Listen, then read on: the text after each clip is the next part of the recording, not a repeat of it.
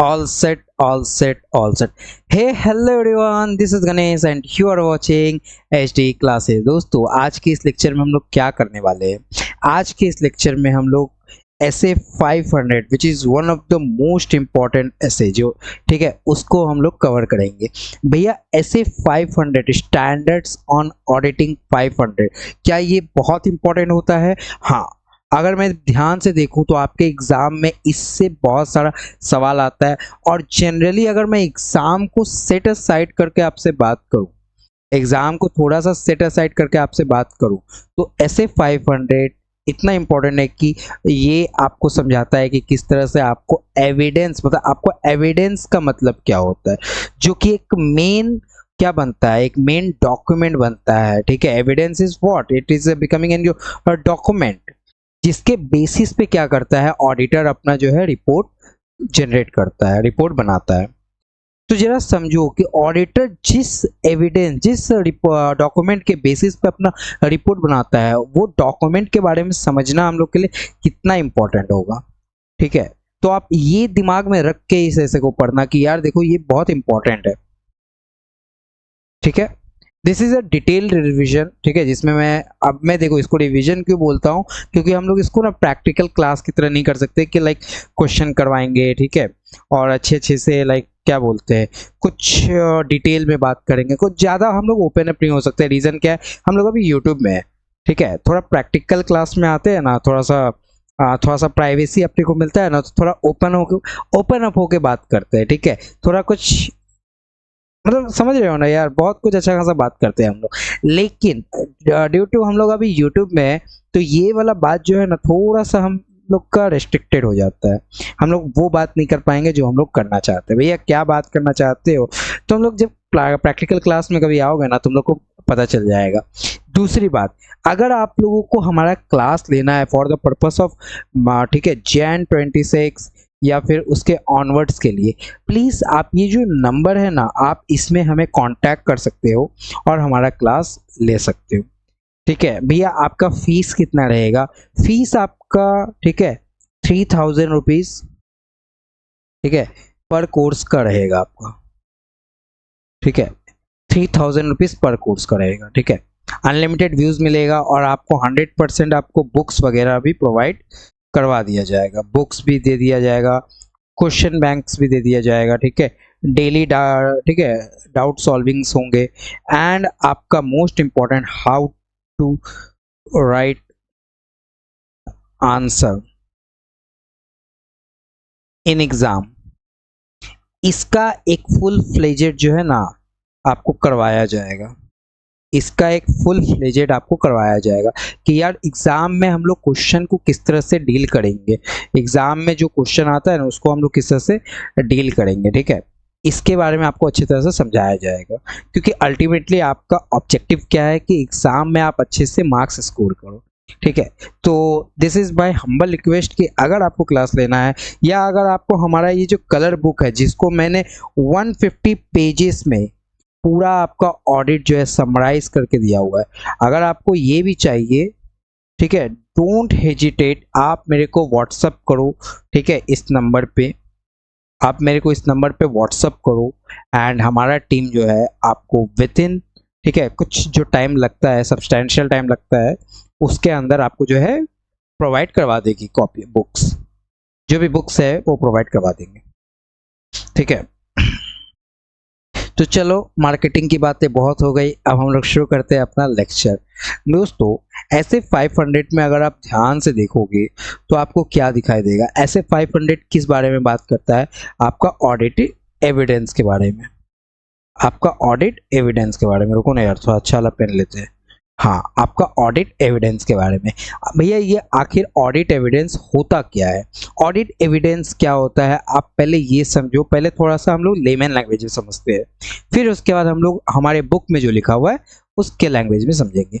Audit evidence को आप यूं समझो कि audit evidence nothing but an document, एक ऐसा डॉक्यूमेंट है जो आप रखते हो। ठीक है, आप कौन? आप ऑडिटर। ठीक है, आप उस डॉक्यूमेंट को लेते हो और उस डॉक्यूमेंट के बेसिस में ही आप अपना क्या देते हो?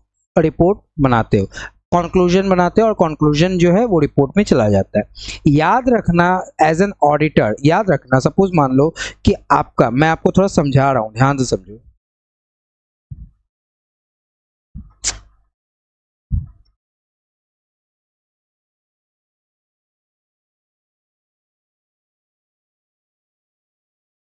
ये देखो,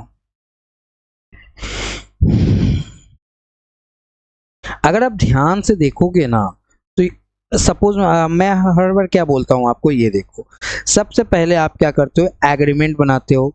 ऐसे 210 जो मैंने आपको लास्ट क्लास में पढ़ाया है, ठीक है, ऐसे 210 में आप क्या करते हो, ऑडिट एक एग्रीमेंट बनाते हो या फिर ऑडिट इंगेजमेंट, ठीक है, आप बनाते हो।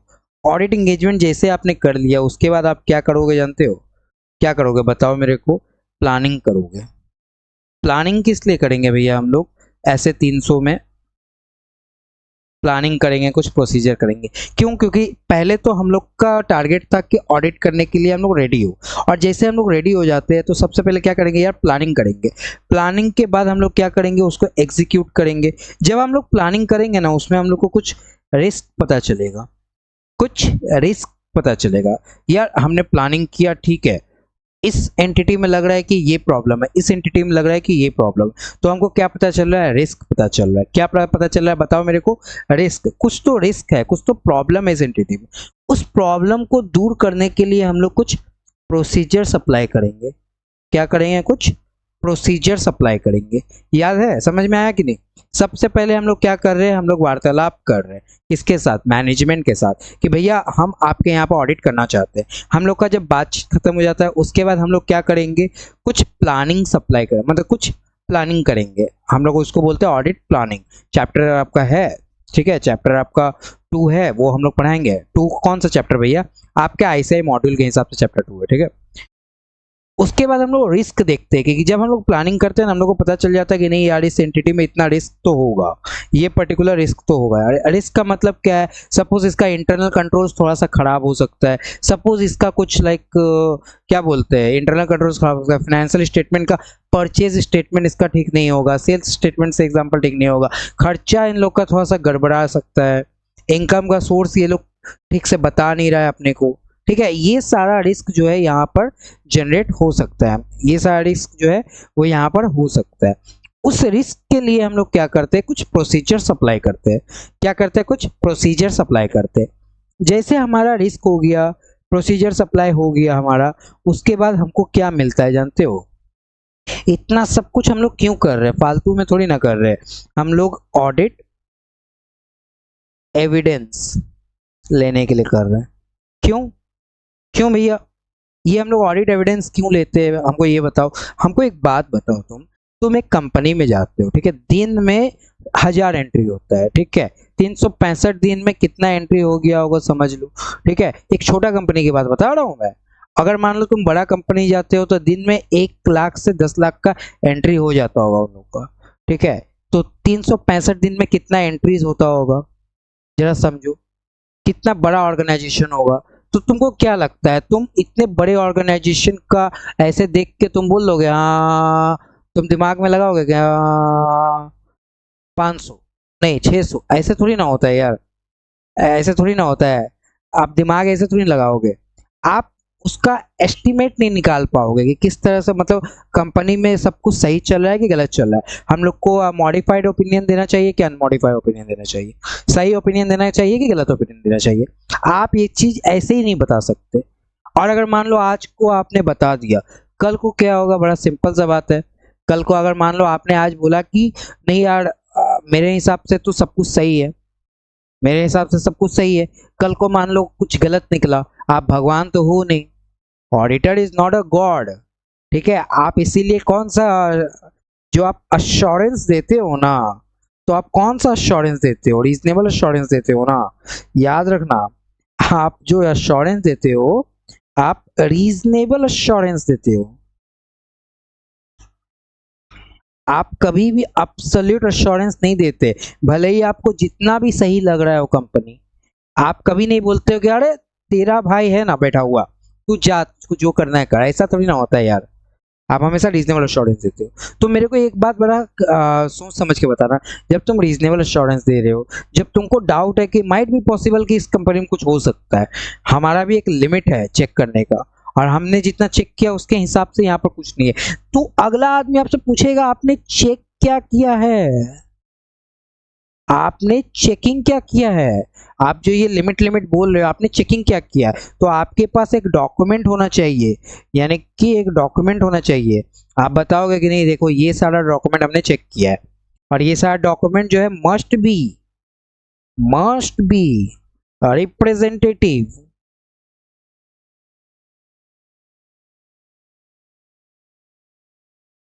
ऑफ, ठीक है, होल पॉपुलेशन।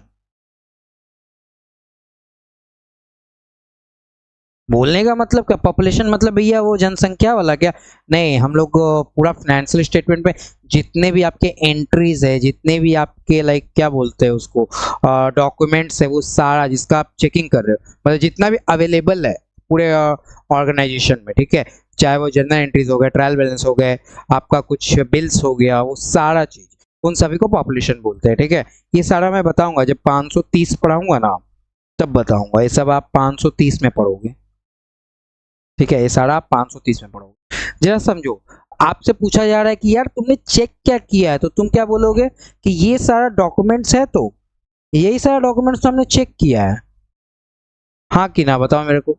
तुम बोलोगे यार यही सारा डॉक्यूमेंट तो हमने चेक किया है, तो अगला आदमी बोलेगा ओ अच्छा अच्छा अच्छा, तो ये डॉक्यूमेंट्स हवा में तो नहीं आएगा ना, तुमको ये सारा डॉक्यूमेंट्स तो बनाना पड़ेगा। देखो यही सारा डॉक्यूमेंट्स को तो बोलते हैं ऑडिट एविडेंस, ये एविडेंस आपको चाहिए। जरा मेरे को सोच समझ के बताओ ये एविडेंस कहाँ से निकल रहा है, तुम बोलोगे भैया ये पॉपुलेशन से, ऑफकोर्स सब बात है, ये पॉपुलेशन से ही निकलना चाहिए, हाँ कि ना।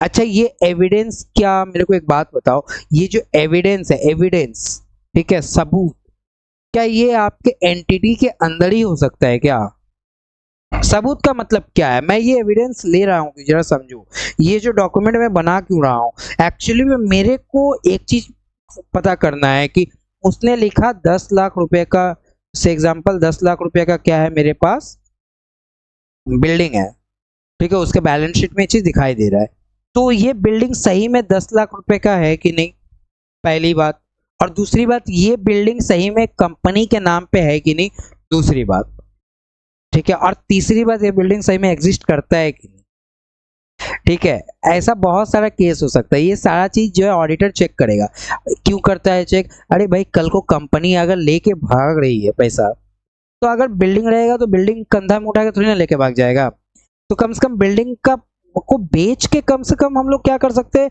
क्रेडिटर को जो पैसा तो चुका सकते हैं ना, समझा कि नहीं। अब अगर ये बिल्डिंग हुआ ही नहीं अवेलेबल, तो बताओ ये काम कैसे होगा, समझा। तो एविडेंस किस लिए चाहिए मेरे को, बस यही पता करने के लिए ये बिल्डिंग 10 लाख का अवेलेबल है कि नहीं, ये बिल्डिंग जो है 10 लाख रुपए का वो ऑडिटर के पास है कि नहीं, बस सॉरी कंपनी के पास है कि नहीं, बस मेरे को इसे यही जानना है बस। अब ये देखो दो तरीका से मैं जान सकता हूँ, सबसे पहला चीज, इन लोगों के बीच में कुछ सेल्स परचेस का एग्रीमेंट बना होगा, इन टाइटल डीड होता है ना, टाइटल डीड, ठीक है, टाइटल डीड होता है ना, वो हम लोग चेक कर लेंगे। उसके बाद देखेंगे कि क्या इस बिल्डिंग के ऊपर कोई चार्जेस वगैरह क्रिएट है कि नहीं, ठीक है।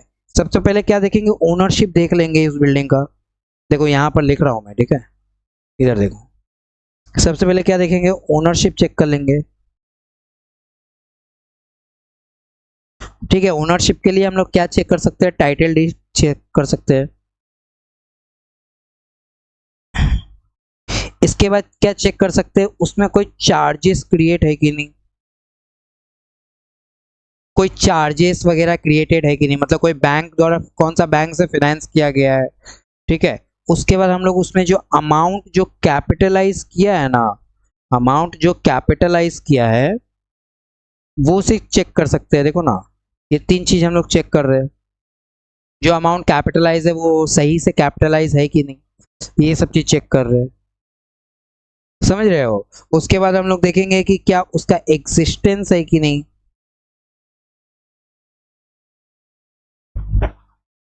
ठीक है, उसके बाद हम लोग देखेंगे क्या उसका एग्जिस्टेंस है कि नहीं। ठीक है, एक आपको पता होगा उसका, देखेंगे कुछ जीएसटी वगैरह में कुछ गलत इम्प्लीकेशन वगैरह तो नहीं कर दिया है ना, आपको पता है ना। देखो मैं तुमको छोटा सा बताता हूँ। ठीक है, जीएसटी में आपका एक सेक्शन क्या है, ठीक है, सेक्शन आप देख लेना एक बार, कॉन्सेप्ट क्या है वो मैं थोड़ा बताता हूँ।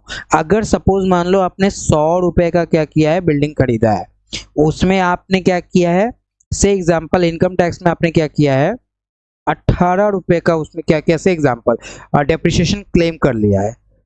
ठीक है, या फिर आपको लेट से कि कहीं से फाइनेंस हो गया, 18 रुपया जो फाइनेंस हो गया, तो बचा हुआ जो है ना आपका 92 रुपीज जो बचा हुआ है, ठीक है, वो आपके लिए कॉस्ट हो गया। ऑब्वियस सा बात है, जो फाइनेंस किया गया होगा ये गवर्नमेंट के द्वारा फाइनेंस किया गया होगा। ठीक है, तो ये जो है 92 रुपीज ये आपका कॉस्ट हो गया। अब आप इस कॉस्ट जो आपका हुआ है, इसके ऊपर आप जो है जीएसटी में जो कैपिटल इनपुट रहता है वो क्लेम कर सकते हो। से एग्जांपल 18% या फिर से एग्जांपल 10% आप जो है कैपिटल इनपुट जो है ले सकते हो, आईटीसी जिसको बोलते हैं। समझ में आया? अदरवाइज नहीं ले सकते।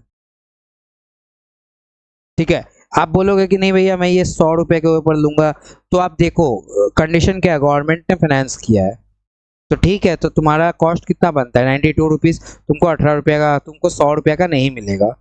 ठीक है, तुम कॉस्ट जो है 100 रुपया नहीं बोल सकते हो, तुमको 92 ही बोलना होगा। ठीक है, इसी तरीके से डेप्रिसिएशन भी होता है। अगर आप जो है डेप्रिसिएशन क्लेम कर लेते हो और फिर से उसका जो डेप्रिसिएशन है वो यहाँ पर जीएसटी में क्लेम करते हो, तो आपको नहीं मिलेगा। बेनिफिट एक ही बार प्रोवाइड किया जाएगा। डेप्रिसिएशन का भी एक कॉन्सेप्ट है। ठीक है, आपको जीएसटी के टीचर्स आपको ये अच्छे से समझाएंगे। ठीक है, जस्ट मैं आपको बता रहा हूँ, तो आपको ये सारा कॉन्सेप्ट जो है ना देखना पड़ता है उस बिल्डिंग को लेके। तो मेरे को एक बात बताइए भैया, क्या मैंने ये जो अमाउंट कैपिटलाइज किया था, ये देखो, ये जो अमाउंट कैपिटलाइज हुआ था, जो भी अमाउंट का हमने कंप्यूटेशन किया है, ठीक है, क्या वो मेरे लिए एक एविडेंस बन जाएगा? 100% यस। ये चार्जेस जो है क्या ये मेरे लिए एविडेंस बन जाएगा? 100% यस। ये ओनरशिप जो है क्या ये मेरे लिए एविडेंस बन जाएगा? 100% यस। क्या ये एग्जिस्टेंस जीएसटी वगैरह का ये सारा क्या मेरे लिए एविडेंस बन जाएगा कि ये 10 लाख का बिल्डिंग एंटिटी का ही है? आंसर इज यस, ये सारा आपके लिए एक एविडेंस बन जाएगा। तो मैं क्या ये बोल सकता हूँ, क्या ये जो एविडेंस है वो मेरा सिर्फ कंपनी से तो मेरे को नहीं मिला है ना सारा एविडेंस, कुछ एविडेंस के लिए तो मेरे को तो बाहर भी जाना पड़ रहा है ना। मतलब मेरे को बताइए, बाहर जाना पड़ रहा है मतलब सपोज मान लो कि वो बिल्डिंग क्या कंपनी के नाम पे ही है कि नहीं, इसके लिए मैं क्या कर रहा हूँ, बिल्डर से पूछ रहा हूँ। ठीक है, बिल्डर से, प्रमोटर से मैं क्या कर रहा हूँ, पूछ रहा हूँ कि हाँ भाई बता, तुम्हारा ये बिल्डिंग क्या यही कंपनी खरीदा था क्या? तुम्हारा ये तुम्हारा ये बिल्डिंग क्या यही कंपनी खरीदा था क्या? समझ में आ रहा है मेरा बात? नहीं समझा?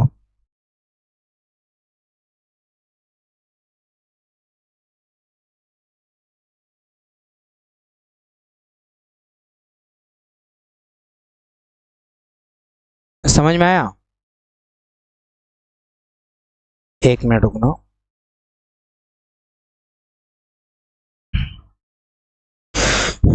तो इसका बोलने का मतलब है मैं ये बोल सकता हूँ ये जो भी मेरा जनरेटेड है, क्या मैंने बोला, जनरेटेड जो भी है ये मेरा इंटरनली जनरेटेड भी हो सकता है ऑडिट एविडेंस, और मेरा ऑडिट एविडेंस जो है एक्सटर्नली जनरेटेड भी हो सकता है। यही मेरे को आपको समझाना था। ठीक है, ये देखो, अब हम लोग आते हैं बुक में, क्या बोलता है, बड़ा सुंदर से लिखा हुआ है आपके यहाँ पर, audit evidence is information used by the auditor. ये एक तरह का इंफॉर्मेशन है जो कौन ये इस्तेमाल करता है, ऑडिटर इस्तेमाल करता है। ठीक है, किस लिए इस्तेमाल करता है भाई? In arriving at the conclusion on which the auditor opinion is based. वो अपने कंक्लूजन में पहुंचने के लिए ये एविडेंस को यूज करता है, कौन? Auditor. It includes the both information, either आपका जो अकाउंटिंग रिकॉर्ड्स हो गया या कुछ अदर इंफॉर्मेशन हो गया। जो भी अकाउंटिंग रिकॉर्ड्स है, जैसे कि आपके बैलेंस शीट, पीएल, ये सारे आपके अकाउंटिंग रिकॉर्ड्स हैं। अदर रिकॉर्ड्स का मतलब, अदर इन्फॉर्मेशन का मतलब क्या हो गया? से एग्जांपल आपका टाइटल डीड, जो आपका डीड बना है बीच में, ठीक है, आपने जो परचेस किया है उसका जो टाइटल डीड है, ठीक है, चार्जेस अगर है कि नहीं, उसका कुछ आपका डॉक्यूमेंट वगैरह बना हुआ है कि नहीं, वो सारा, ठीक है। अच्छा, अकाउंटिंग रिकॉर्ड्स के अंदर क्या क्या आता है और अदर इंफॉर्मेशंस के अंदर क्या क्या आता है, यहाँ पर बताया गया। अकाउंटिंग रिकॉर्ड्स के अंदर आता है आपका initial accounting record entries. Initial accounting entries का मतलब क्या हो गया? आपका जर्नल एंट्रीज। सपोर्टिंग रिकॉर्ड्स, जो भी आपका सपोर्टिंग रिकॉर्ड्स हो गया, ठीक है, वो सारे आ जाते हैं। लाइक आपका क्या बोलते हैं, लेजर्स हो गया, ट्रायल बैलेंस हो गया, ठीक है, ये सारा चीज। कुछ आपका चेक्स वगैरह आ जाते हैं, कुछ आपके बैंक ट्रांसफर से वो सारे आ जाते हैं, इनवॉइसेस आ जाते हैं, कॉन्ट्रैक्ट्स आ जाते हैं, ठीक है। जनरल एंड सब्सिडरी लेजर्स आ जाता है, जर्नल एंट्रीज आ जाते हैं, not reflected in journal entry. कुछ ऐसे एंट्री जो जर्नल एंट्री में आपके रिफ्लेक्टेड नहीं है, उन सारे को भी हम लोग अकाउंटिंग रिकॉर्ड्स में कवर कर लेते हैं। उन सभी को भी हम लोग किस में कवर करते हैं? अपने अकाउंटिंग रिकॉर्ड्स में कवर कर लेते हैं। कुछ ऐसे एंट्रीज जो हमारे बैलेंस शीट, पीएल में कंटेन नहीं करते। इसका मतलब क्या हो गया भैया? जो हमारे फाइनेंशियल स्टेटमेंट में नहीं आते, माइट भी पॉसिबल हम भूल चुके हो, माइट भी पॉसिबल हमको याद है लेकिन हम लोग लाइक उसको गलत एंट्री किए है, या फिर वो हमारे डिस्क्लोजर्स में आ गए हैं, या फिर हमारे बोर्ड रिपोर्ट्स में आ चुके हैं गलती से, ठीक है।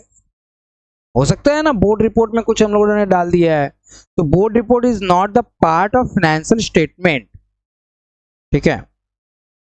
आपके जो स्प्रेडशीट्स होते हैं, एक्सेल्स वगैरह, आपके जो कंप्यूटेशंस होते हैं, रिकॉन्सिलेशंस होते हैं, ठीक है, एंड डिस्क्लोजर्स वगैरह होते हैं, ठीक है, ये सारे डॉक्यूमेंट्स को हम लोग अकाउंटिंग रिकॉर्ड्स बोलते हैं। इसके अलावा अगर आप ध्यान से देखो तो आपका जो अदर इंफॉर्मेशन है उसमें क्या क्या आता है, आप थोड़ा सा ये समझो, ठीक है। ऑब्वियस सा बात है, अदर इंफॉर्मेशन जो है वो true and fair view presentation करना चाहिए, ट्रू एंड फेयर प्रेजेंटेशन होना चाहिए। इसके अलावा क्या आता है? आपका मिनट्स ऑफ द मीटिंग, ठीक है, meeting, minutes of the meeting, आपका रिटेन कंफर्मेशंस, आपका मैनुअल्स। रिटेन कंफर्मेशन का मतलब क्या है? मैंने आपको बोला ना, बाहर वालों से पूछते हैं, डेटर से पूछते हैं, क्रेडिटर से पूछते हैं। सपोज आपको एंटिटी के परचेज और सेल्स पे बिलीव नहीं है, आपको नहीं लगता कि एंटिटी ने इतना परचेज या सेल किया होगा, तो आप किससे पूछोगे? बाहर वालों से पूछोगे, हाँ या ना? आप किससे पूछोगे? बाहर वालों से पूछोगे। तो आप जब बाहर वालों से पूछोगे ना, तो आप क्या पूछोगे? तो ये लोग कौन हो गए? से एग्जांपल परचेज के केस में किससे पूछोगे? आप उनके क्रेडिटर से पूछोगे, एंड सेल्स के केस में आप किससे पूछोगे? आप उनसे क्रेडिटर से पूछोगे। भैया 2 रुपए का एक डेटर है, कंपनी चॉकलेट का बिजनेस करती है, एक्लेस बनाती है, से एग्जांपल, 2 रुपए का डेटर है, क्या मैं उनसे फोन करके पूछ सकता हूँ क्या भाई? अगर आप ये सोचते हो ना, तो आप सबसे बड़े वही हो, हाँ वही जो तुम समझ रहे हो, ठीक है, वो सबसे बड़े वाले हो। ये कौन सा सवाल है भाई कि ये कंपनी 2 रुपए का बनाती है तो उसको पूछना चाहिए? यार मटेरियल चीज हम लोग देखेंगे, 200, 2 लाख, 2 करोड़, माइट भी ये सारे मटेरियल्स हो सकते हैं। समझ में आया आपको? मटेरियल बातें हम लोग पूछेंगे। इसके अलावा अगर आप ध्यान से देखो ना, तो और क्या क्या आता है, आप थोड़ा ये समझो बस। अच्छा भैया, ये मिनट्स ऑफ द मीटिंग क्या होता है? तुम लोगों ने लॉ पढ़ा है, बहुत अच्छे से लॉ पढ़ा होगा, ठीक है। लॉ में आपका जो chapter number might be possible 7 है, यस चैप्टर नंबर 7 है, वहां पर आपको बताया जाता है मिनट्स ऑफ द मीटिंग क्या होता है। जब कंपनी का सारा चीज बन जाता है ना, सपोज मान लो एक होता है बोर्ड मिनट्स, एक होता है आपका शेयर होल्डर का मिनट्स। बोर्ड मिनट्स में क्या होता है? बोर्ड ऑफ डायरेक्टर बहुत सारे क्या करते हैं? मीटिंग्स वगैरह करते हैं, ठीक है। तो उस मीटिंग्स में जो भी चीज कंडक्ट किया जाता है, वो क्या करते हैं? एक पर्टिकुलर बुक बनाया जाता है, उस बुक में वो सारी चीज लिखा जाता है कि मीटिंग में क्या क्या हुआ, क्या क्या रिजोल्यूशन पास हुआ, किन लोगों ने वोट इन फेवर किया, वोट इन अगेंस्ट किया, सारा चीज A to Z लिखा जाता है, ठीक है, अब इसका कुछ टाइम लिमिट है लिखने का। ठीक है, ये सारा चीज आप लॉ में पढ़ोगे। ठीक है, इसको बोलते हैं मिनट्स। रिटर्न कंफर्मेशन मैंने आपको बता दिया कि रिटर्न कंफर्मेशन जानते हो तुम लोग। रिटर्न कंफर्मेशन के ऊपर ना आपका एक ऐसे है 505, ये हम लोग ठीक है पढ़ेंगे। ये हमारा 500 का सीरीज चल रहा है पूरा, और इस 500 के सीरीज में हम लोग ऐसे 505 भी पढ़ेंगे। ठीक है, तुम लोग बस लेक्चर एंजॉय करना। ठीक है भैया, हम लोग क्या रिटर्न कंफर्मेशन सिर्फ डेटर्स एंड क्रेडिटर्स से ही ले सकते हैं क्या? नहीं, किसी से भी ले सकते हैं। अच्छा मेरे को एक बात बताइए भैया, आप जब पढ़ाओगे तो 505 बताओगे ही, लेकिन अभी हमारे जानने का इच्छा हो रहा है कि ये जो रिटर्न कंफर्मेशन क्या है, कि हम किसी से भी ले सकते हैं क्या? लाइक मतलब कंपनी, मतलब कोई प्रोसीजर्स वगैरह होता है क्या? हाँ, समझो थोड़ा सा। जब हम लोग रिटर्न कंफर्मेशन लेते हैं ना, ऑब्वियस सा बात है, हम भगवान नहीं है, वी आर नॉट गॉड। ठीक है, हम अगर मान लो बैंक से जाके पूछते कि ओए मुकेश भाई अंबानी का बैंक बैलेंस बता ना, भले ही हम ऑडिटर है लेकिन बैंक हमको ये बात नहीं बताएगा कि मुकेश भाई अंबानी का ठीक है बैंक बैलेंस कितना है। मुकेश भाई अंबानी बैंक को ये इंस्ट्रक्शन देगा कि यस दिस इज, मैं आपको बोलता हूं कि प्लीज आप ऑडिटर को ये सारा चीज बता दो जो वो लोग पूछेगा। ठीक है, तो जाके बैंक हमको मुकेश भाई अंबानी जी का सारा चीज बताएगा। समझा कि नहीं? नहीं समझा? तो जाके हमको बैंक जो है मुकेश भाई अंबानी जी का सारा चीज बताएगा, अदरवाइज कुछ नहीं बताएगा। तो हम लोग एक बहुत सारा प्रोसीजर्स पे जाते हैं कि नहीं यार, हम लोग डायरेक्ट किसी से नहीं पूछ सकते। माइट भी पॉसिबल कि एंटिटी हमको बोले कि यार तुम उससे नहीं पूछ सकता, यार तुम उससे नहीं पूछ सकता। एंटिटी हमको बोल सकता है ये बात कि तुम इससे नहीं पूछ सकता, तुम उससे नहीं पूछ सकता। ठीक है, तो आप थोड़ा सा ये समझो। तो ये सारा चीज ना तुम लोग घबराओ मत। हम लोग जब ऐसे 505 करेंगे ना, हम लोग इसको ना डिटेल में पढ़ेंगे। ठीक है, हम लोग इसको डिटेल में पढ़ेंगे। मैनुअल्स वगैरह क्या हो गया आपका भैया, कुछ लाइक क्या बोलते हैं, एंटिटीज का मैनुअल्स आता है ना। ठीक है, एनुअल जनरल वगैरह जो हो गया। ठीक है, जिसमें आपका इंटरनल कंट्रोल्स के बारे में लिखा हुआ होगा। ठीक है, वो मैनुअल्स भी हो गया, एनुअल जनरल वगैरह भी। साथ ही साथ आपका लाइक ये भी हो गया, क्या बोलते हैं उसको, इंटरनल कंट्रोल्स, जिसमें लिखा हुआ है, जो डॉक्यूमेंट शीट में लिखा हुआ है कि ये पर्टिकुलर प्रोसेस ऐसे चलेगा, ये पर्टिकुलर प्रोसेस वैसे चलेगा। फाइनेंशियल स्टेटमेंट ऐसे रिकॉर्ड होगा हमारे यहाँ पर, हमारे यहाँ यहाँ पर ये चीज़ ऐसे चलता है, ये काम ऐसे होता है। वो सारा चीज़ भी हम लोग यहाँ पर देखते हैं। तो आप मेरे को बताओ कि हम लोगों ने क्या पढ़ा। हम लोगों ने पढ़ा audit evidence nothing but a document, और उस डॉक्यूमेंट का यूज क्या है, ऑडिटर अपना कंक्लूजन में पहुंचे, this is the use of this document. ठीक है, अब ये डॉक्यूमेंट में आपका अकाउंटिंग रिकॉर्ड्स भी होता है, आपके अदर इंफॉर्मेशंस भी होते हैं। अकाउंटिंग रिकॉर्ड्स में जितना दिमाग में आता है सब लिख दो। देखो, जितना दिमाग में आता है सब लिख दो। एंड आपके साथ ही साथ अगर आपका अदर इंफॉर्मेशंस भी है तो उसमें तो तीन ही चीज आपको लिखना है, MWM। क्या मैंने बोला शॉर्ट फॉर्म आपको? एम, कहाँ गया भाई, MWM,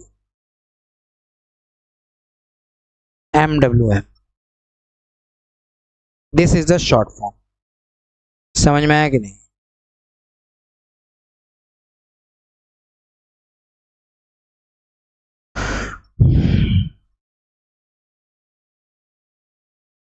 अगर आप टाइप्स की बात करो, किसकी बात करो, टाइप्स की।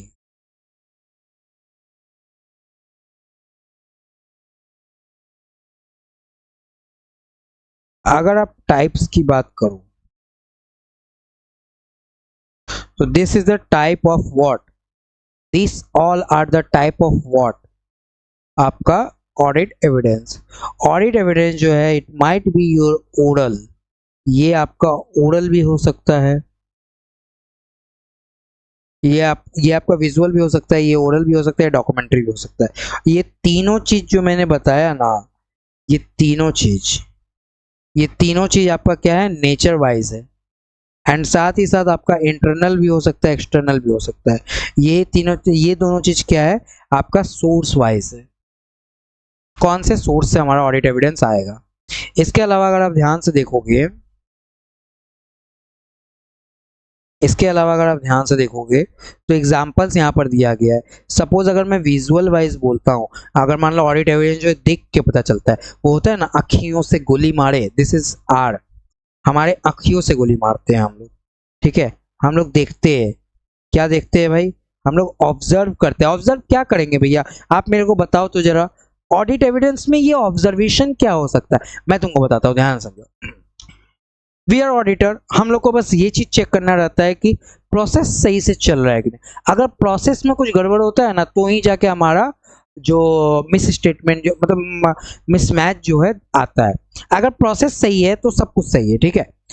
से एग्जांपल इन्वेंट्री काउंटिंग, एंटिटी जो है अपना इन्वेंट्री काउंट कर रहा है, ठीक है। तो हम लोग क्या चेक करेंगे, उसका प्रोसेस क्या है, हम लोग क्या चेक करेंगे, उसका प्रोसेस क्या है, इन्वेंट्री काउंट करने का प्रोसेस क्या है। अगर वो प्रोसेस सही से काउंट कर रहा है तो इसका बड़ा सिंपल सा मतलब है कि उसका जो एंट्री, मतलब उसका जो भी एंट्रीज वगैरह रिकॉर्ड होगा वो भी सही होगा।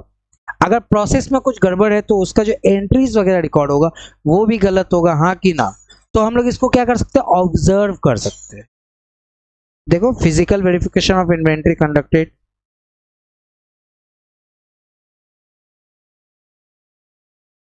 नहीं समझा बेबी, समझ में आया? ओ बाबू लोग, तुम लोग को समझ में आया कि नहीं यार, बताओ मेरे को। ओरल, मुंह से करेंगे, मुंह से करेंगे भैया। ऑडिट एविडेंस कलेक्ट करेंगे, प्रोसीजर्स अप्लाई करेंगे मुंह से, ठीक है। हम लोग डिस्कस कर सकते हैं क्या, मैनेजमेंट से वेरियस, ठीक है, आपका ऑफिसर्स एंड क्लाइंट से डिस्कस कर सकते हैं यार। आप लोगों ने जो कैपिटल गेन ये रिकॉर्ड किया है ना, हमको लग रहा है कि ये कैपिटल गेन कुछ ऐसा होना चाहिए था। कैपिटल गेन आप लोगों ने कम रिकॉर्ड नहीं किया, इतना में बेच दिया, कुछ गड़बड़ नहीं लग रहा है, बताओ मेरे को। हम्म, क्या हो सकता है। और ये 2 लाख रुपया जो आया है, 2 लाख करोड़ का जो आया है, ये कहाँ पर डाले, पक्का वहीं पर डाले, ऐसे करके हम लोग उससे पूछ सकते हैं, ठीक है। एफडी सर्टिफिकेट, फिक्स डिपॉजिट का सर्टिफिकेट, आपका लोन एग्रीमेंट जो होता है, या सेल्स बिल्स जो होता है, ये सारा आपका डॉक्यूमेंट्स है, ठीक है। सपोज मान लो उसने बोला कि 2 लाख का हमने एफडी करवाया, तो बोला कि एफडी करवाया तो दिखा, एफडी करवाया तो एफडी का कुछ सर्टिफिकेट भी तो मिला होगा, दिखा। तो आप दिखाओगे कि देखो भैया एफडी हुआ है। फिर हमने फिर उसने बोला कि लोन हमने लिया है 10 लाख का, ठीक है, तो बोला कि लोन एग्रीमेंट दिखा, वो कुछ गलत तरीका से लिया, तो गलत तरीका वाला दिखा। हम कैसे माने कि ये तुम्हारा लोन का पैसा है, ये हवाला का पैसा भी तो हो सकता है ना। हाँ, ये हवाला का पैसा भी तो हो सकता है ना। हम कैसे माने कि ये तुम्हारा लोन का पैसा है, तो बताओ हमको।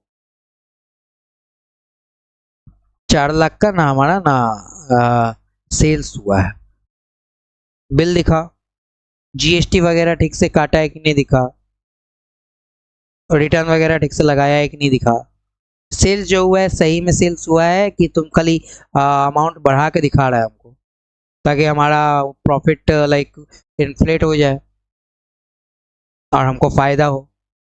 सही से किया है ना सब कुछ, तो ये सारा सेल्स बिल है, और इसलिए हम लोग इन सभी का क्या करते हैं, डॉक्यूमेंट बनाते हैं, ठीक है। इंटरनल्स में हम लोग क्या कर सकते हैं, ये देखो, सेल्स इनवॉइस, ठीक है, copies of sales challan, forwarding notes, goods receive notes, आपका इंस्पेक्शंस वगैरह, ठीक है, रिपोर्ट्स वगैरह जो बनाते हैं, cash memo, debit note, credit note, ये सारा चीज जो है ना एंटिटी अपने अंदर से जनरेट करता है। अगर मेरे को सेल्स देखना होगा तो सेल्स का बिल जो है वो कौन बनाता है, एंटिटी बनाता है, this is internally generated document, हाँ कि ना। लेकिन परचेज बिल जो है वो कौन बनाता है, बाहर का कोई कंपनी बनाता है हमारे नाम पे, दिस इज एक्सटर्नल डॉक्यूमेंट, देखो, this is external document. Goods receipt note, ठीक है, जीआरएन, ठीक है, एमआरएन, ये सारा कौन बनाता है, हमारा एंटिटी बनाता है, तो this is internally generated document. बोलो हाँ या ना, बोलो, ओ भैया बोलो ना हाँ या ना। समझ में आ रहा है ना तुम लोग को? चलो very good.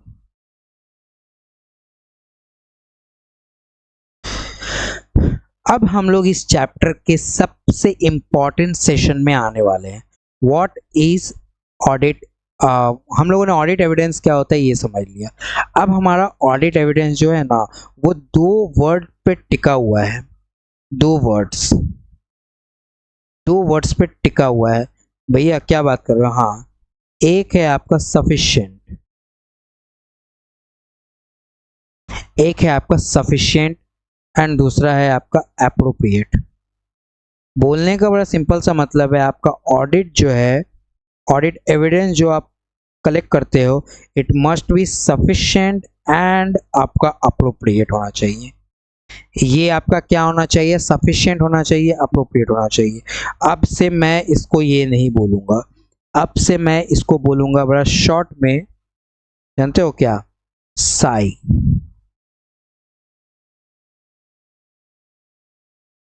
Sufficient and appropriate audit evidence. अगर मैं आपसे पूछूं कि हमारा ऑडिट एविडेंस कैसा होना चाहिए, आप बड़ा सिंपल से एक बात बोलोगे कि भैया हमारा ऑडिट एविडेंस जो है sufficient and appropriate audit evidence होना चाहिए। अब ये दोनों का मतलब है कुछ, ठीक है? इन दोनों का मतलब समझो थोड़ा। सफिशिएंसी का मतलब क्या होता है ये समझो। What is the meaning of sufficiency? Sufficiency का बड़ा सिंपल सा मतलब है क्वांटिटी। क्या मतलब है भैया? क्वांटिटी। सफिशिएंसी का क्या मतलब होता है? क्वांटिटी, ठीक है? यानी कि कितना क्वांटिटी हमको लेना है। ऐसा नहीं है ऑडिट एविडेंस जो है, सपोज मान लो एंटिटी में 10 लाख आपका एंट्रीज है, ठीक है? तो हम लोग 10 लाख क्या ऑडिट एविडेंस ले ले क्या? ना बाबा ना। 1 करोड़ एंट्रीज है तो 1 करोड़ ले ले क्या? ना बाबा ना। तो हम लोग कितना लेंगे? तो ये हमें कौन बताता है? हमारा सफिशिएंट। बोलते हैं ना सफिशिएंट काम हुआ, अरे तुम्हारा काम बड़ा सफिशिएंट है, ठीक है? यानी कि क्वांटिटी के बारे में बताता है। हम एविडेंस कितना लेंगे, क्वांटिटी क्या होगा। और एविडेंस जो है वो क्वालिटी वाला लेना चाहिए। मतलब क्वालिटी वाला एविडेंस का मतलब क्या हुआ? सिर्फ सेल्स वाला एंट्री मत लेना। आप क्या कर रहे हो? सिर्फ सेल्स वाला ले रहे हो। क्यों? इंटरनल जनरेटेड एक्सटर्नल जनरेटेड नहीं है, ये एविडेंस है, इसके बेसिस पे हम बताएंगे। अरे भाई इसके बेसिस पे बताओगे तो माइट भी पॉसिबल ना कि वो सारा सही हो, ठीक है? या फिर आप क्या कर रहे हो जानते हो? वो सारा चीज ले रहे हो जो कि ऑब्वियस है सही होगा ही। मतलब लोन एग्रीमेंट में आप बैंक लोन्स वगैरह देख रहे हो, चेक कर रहे हो, उसका डॉक्यूमेंट ले रहे हो कि नहीं ये मेरा एविडेंस बनेगा। अरे भाई बैंक लोन है तो आपको थोड़ा सा समझना होगा, कॉमन सेंस लगाओ। अगर कंपनी ने बैंक लोन लिया है और वो बता रहा है बैंक लोन है, तो ऑब्वियस सा बात है कंपनी को जब बैंक ने लोन दिया है तो बहुत सारा डॉक्यूमेंटेशन वगैरह उसका चेक करके लोन दिया होगा। आप अपना दिमाग लगा रहे हो कि नहीं यार वो लोन में कुछ गड़बड़ है, कुछ गड़बड़ है। नहीं यार कुछ गड़बड़ नहीं है। हाँ उसका इस्तेमाल कहाँ कहाँ किया है वो अगर आप चेक कर रहे हो वो अलग बात है, लेकिन बैंक लोन मिला है, इस बैंक से मिला है, उसका तो बड़ा सिंपल सा है ना। कॉल करो बैंक को, पूछ लो, एंटिटी को बोलो कि एंटिटी बता दो बैंक को कि हमारे यहाँ से फोन जाएगा, एंटिटी बताएगा अपना। समझ में आया? तो आपको क्वालिटी वाला चाहिए। क्वालिटी मतलब जिसमें हो सकता है कुछ गड़बड़ी, जिसमें गड़बड़ी हो सकता है। लोन के वाइज की बात करूं अगर, तो जो सिक्योर्ड और अनसिक्योर्ड लोन होता है ना, अनसिक्योर्ड वाला लोन वो आप चेक करना। और रिलेटेड पार्टी ट्रांजेक्शन जो होते हैं ना वो आप चेक करना, कितना का रिलेटेड पार्टी ट्रांजेक्शन हुआ है। कैश में जो पेमेंट हो रहा है ना वो थोड़ा सा चेक करना, ठीक है? आप एनुअल मेंटेनेंस चार्ज या फिर क्लब का मेंबरशिप वगैरह आप दे रहे हो वो थोड़ा सा चेक कर लेना कि सही में ये क्लब का मेंबरशिप हो रहा है ना, जा तो रहा है ना। नहीं समझ में आया? समझ में आया? नहीं समझ में आया? समझ में आया कि नहीं बोलो ना। कोई भी डाउट हो, this is my humble request, आप उसको कमेंट में लिखो। कमेंट में लिखने से वो डाउट मेरे तक पहुंचेगा, रिजॉल्यूशन मिलेगा। डाउट अगर दिमाग में रहेगा वो खत्म हो जाएगा, ठीक है, डाउट नहीं खत्म होगा, दिमाग खत्म हो जाएगा। डाउट तो तब भी रहेगा, आपका दिमाग खत्म हो जाएगा। तो प्लीज आप कमेंट में लिखना, ठीक है, अगर कोई डाउट रहेगा तो। चलो, द क्वालिटी ऑफ ऑडिट, अच्छा क्वालिटी वाला थोड़ा देखते हैं ना। Quality of audit evidence is affected by, ठीक है, रिलेवेंसी एंड रिलायबिलिटी। यस, बहुत अच्छी बात बोलता है। आपका जो क्वालिटी है ये रिलेवेंट एंड रिलायबल, ये दो वर्ड्स पे टिका हुआ है। यानी कि क्वालिटी जो है वो कैसे पता चलेगा कि ये पर्टिकुलर ऑडिट एविडेंस जो मैंने लिया है वो क्वालिटी वाला लिया है। भैया आपने तो बोल दिया क्वालिटी वाला चाहिए, क्वालिटी वाला चाहिए, तो ऑडिटर को कैसे पता चलेगा कि ये क्वालिटी वाला, ये क्वालिटी वाला? तो आईसीआई बोलता है रुको हम बताएगा। अगर वो ऑडिट एविडेंस रिलेवेंट है एंड रिलायबल है तो इसका मतलब वो क्वालिटी वाला एविडेंस है। अच्छा, रिलेवेंट का मतलब क्या हुआ? There must be some logical connection, ठीक है, विद द अजर, ठीक है, audit procedure and assertion testing. बस इतना पढ़ो, आगे पढ़ने का जरूरत नहीं। There must be some logical connection between the what, audit procedure and assertion.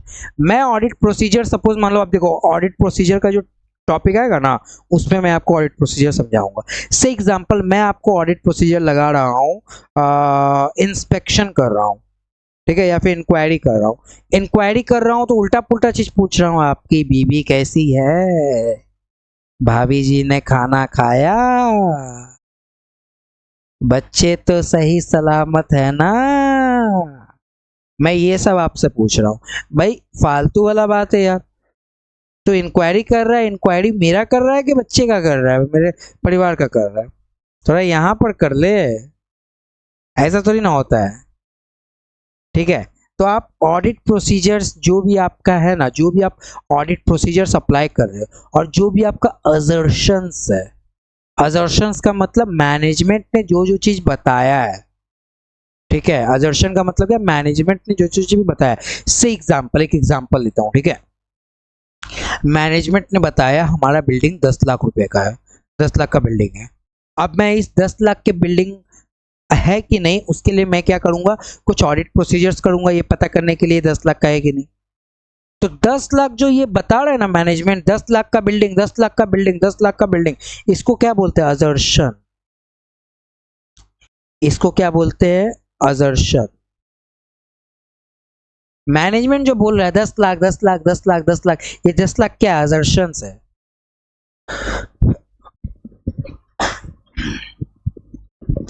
समझ में आया? अब मैं ये सुन के तो नहीं बैठूंगा कि 10 लाख बोल दिया, 10 लाख तो होगा ही, चलो मजाक करते। नहीं यार, हमको चेक करना है कि ये 10 लाख सही में बोल रहा है कि नहीं, ये कुछ गलत तो नहीं किया है ना अपने अकाउंट्स में। तो उसके लिए मैं एक प्रोसीजर अप्लाई करूंगा। से एग्जांपल मैं क्या कर सकता हूँ, छोटा सा बात बोलता हूँ। मैं जिससे बिल्डिंग खरीदा है उसको जाके पूछ सकता हूँ कि भैया मेरे को बताओ ना, ये कंपनी बोलता है कि आपसे 10 लाख का बिल्डिंग खरीदा था, ये सही है कि नहीं है? तो उसको क्या बोलते हैं हम लोग? External confirmation. लिखा तो था ना, उसको क्या बोलते हैं हम लोग? External confirmation.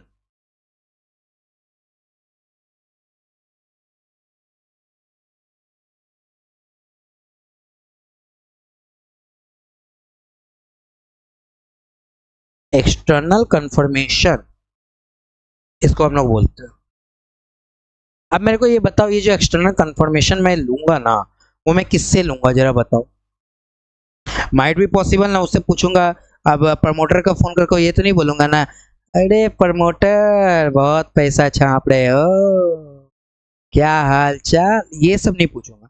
मैं पूछूंगा भाई तू मेरे को बता कि मैनेजमेंट 10 लाख बोल रहा है, तेरे यहाँ पर 10 लाख का बिल्डिंग बेचा गया है कि नहीं, ठीक है। वो बोलेगा हाँ तो वेरी गुड। तो इसीलिए बोलते हैं there must be some logical connection होना चाहिए। क्या होना चाहिए? लॉजिकल कनेक्शन होना चाहिए। बिटवीन किसके बीच में? आपके मैनेजमेंट, आपके ऑडिट प्रोसीजर्स के बीच, मतलब जो आप प्रोसीजर अप्लाई कर रहे हो उसके बीच में, और जो मैनेजमेंट बता रहा है यानी कि असर्शंस, उसके बीच में। समझ में आया? नहीं आया? इसी को क्या बोलते हैं? रिलेवेंट। अगर यहाँ पर लॉजिकल कनेक्शन है तो वेरी गुड, ये रिलेवेंट है, इसको आप ले सकते हो। अगर नहीं है तो प्रॉब्लम है, क्यों ले रहे हो? प्रॉब्लम है, क्यों ले रहे हो? अच्छा भैया मेरे को एक बात बताइए, बहुत अच्छे से समझ में आ गया हमको रिलेवेंट का मतलब। मक्खन भैया मक्खन, अच्छे से समझ में आया। अब मेरे को आप रिलायबिलिटी का मतलब बताओ। तो सुनो, रिलायबिलिटी का मतलब क्या होता है? अच्छा, कोई भी चीज में रिलायबिलिटी कब पैदा होता है बताओ मेरे को। अगर मैं बोलूंगा तुम्हारा ये डॉक्यूमेंट रिलायबल है, तो मैं रिलायबल, सपोज मान लो तुम हीरा से एग्जांपल गोल्ड गोल्ड खरीद रहे हो, ठीक है, तो रिलायबल है, गोल्ड सही है, 24 कैरेट का है या 22 कैरेट का है, तुमको कैसे पता चलेगा? अब ऐसा बात है भैया, उसमें कुछ स्टैम्प वगैरह लगा होगा, होता है ना गोल्ड में कुछ स्टैम्प वगैरह लगा हुआ, तो वो स्टैम्प वगैरह कुछ लगा होगा, हाँ कि ना? तो उस स्टैम्प के कारण क्या वो उसका जो है पता चलता है कि नहीं यार ये गोल्ड जो है सही है कि गलत है। ठीक वैसे ही अगर मान लो कि आप लाइक क्या कर रहे हो, कुछ सामान खरीद रहे हो, ठीक है, कुछ प्रॉपर्टी खरीद रहे हो, कुछ शेयर्स वगैरह खरीद रहे हो, तो उसका एक रिलायबिलिटी होता है, उसमें कुछ स्टैम्प वगैरह लगा होता है, ठीक है, वो ऑथोराइज्ड होता है, ठीक है, तो मैं बोलूंगा कि नहीं ये रिलायबल है, ठीक है, विश्वास करने लायक है।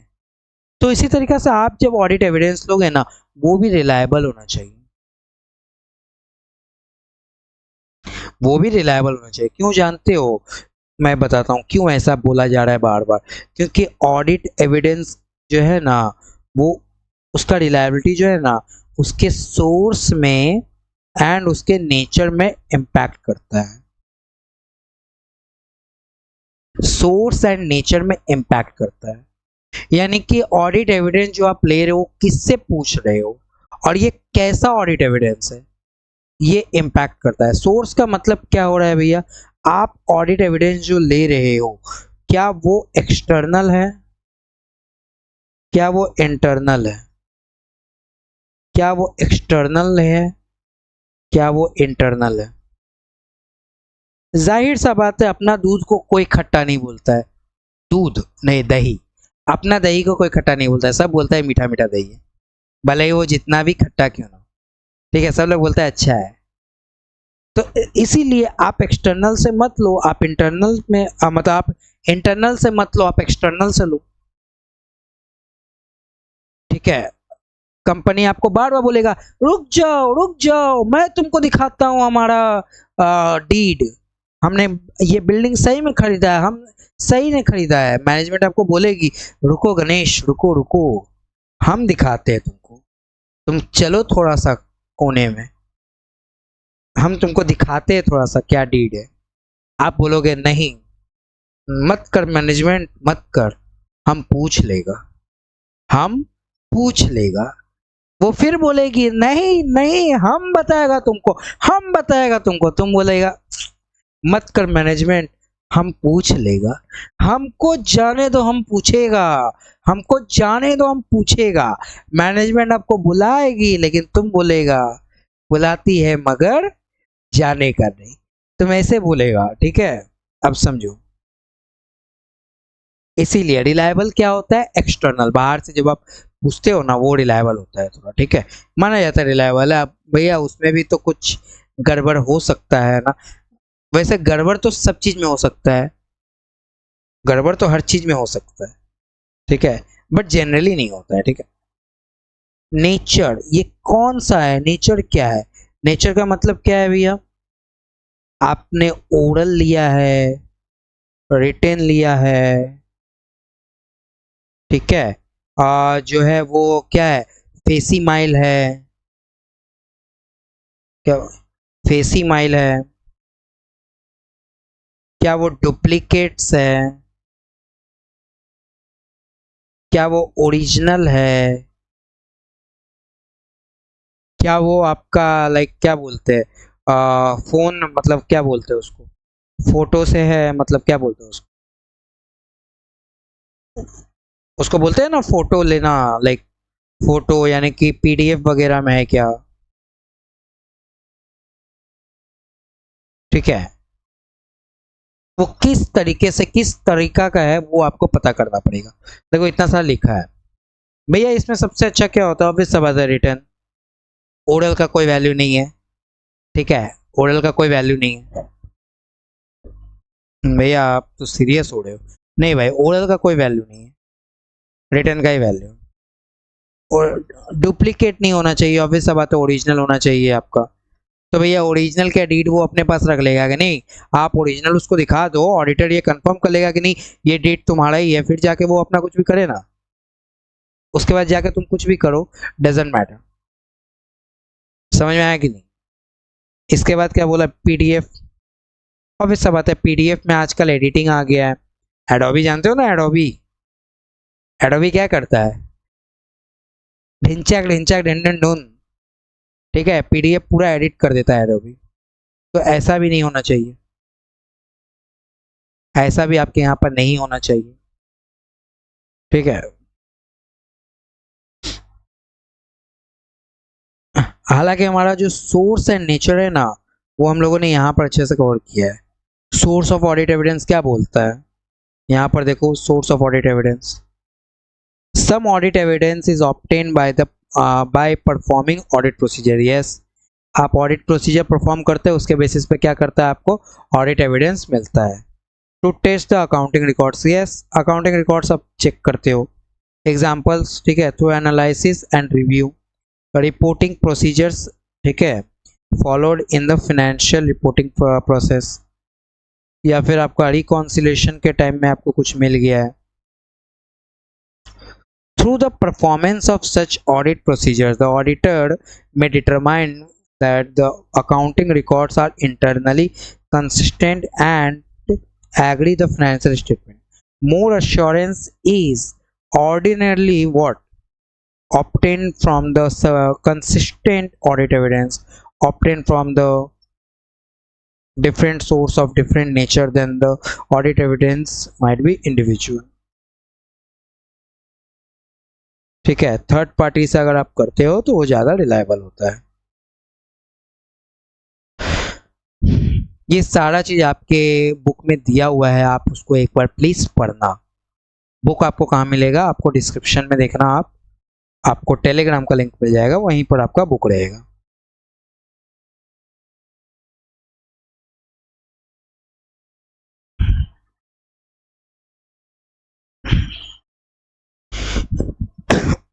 जब मैं बोलता हूँ ना आपको रिलायबिलिटी, ठीक है, तो रिलायबिलिटी इंक्रीज कब होगा? देखो मैंने यहाँ पर एक पूरा पॉइंट लिखा हुआ है, 4 यहाँ पर है और एक यहाँ पर, टोटल 5 पॉइंट है। अगर ये 5 पॉइंट आप पूरा कर लेते हो तो आप बोल सकते हो कि नहीं यार, आपका ऑडिट जो एविडेंस जो है ना, वो बहुत रिलायबल है, बहुत ज़्यादा रिलायबल है, ठीक है। ये 5 पॉइंट अगर आप पूरा कर लेते हो, मतलब ये 5 पॉइंट में क्या क्या लिखा है भैया? सबसे पहला है कि इंडिपेंडेंट सोर्स होना चाहिए, यानी आउटसाइड द एंटिटी होना चाहिए, जो कि मैंने आपको बताया, ठीक है।